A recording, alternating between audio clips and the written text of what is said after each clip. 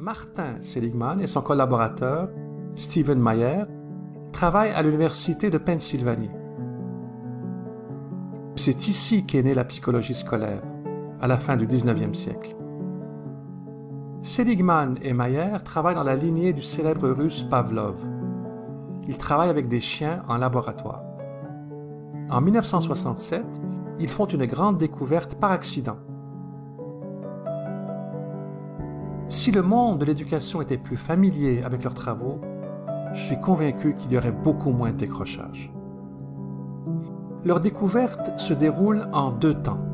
Dans un premier temps, imaginez 3 chiens, chacun dans sa cage. Le chien numéro 1 est attaché à une corde pendant un certain temps, ensuite il est relâché. Le chien numéro 2 est lui aussi attaché avec le même type de corde, mais en plus, il subit des chocs électriques. Sauf que ce deuxième chien est capable d'arrêter les chocs.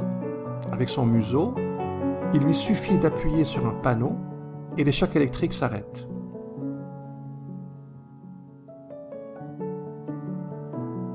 Le chien 3 subit les mêmes chocs que le chien 2, sauf qu'il n'a aucun moyen de les empêcher.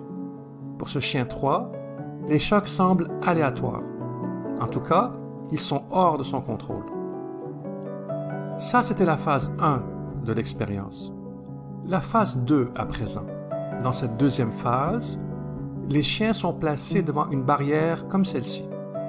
À gauche, le sol est électrifié. À droite, le sol n'est pas électrifié. Et la barrière est très basse. Je veux dire qu'il est très facile de sauter par-dessus pour un chien qui veut éviter les chocs désagréables. Vous devinez sans doute le résultat de l'expérience.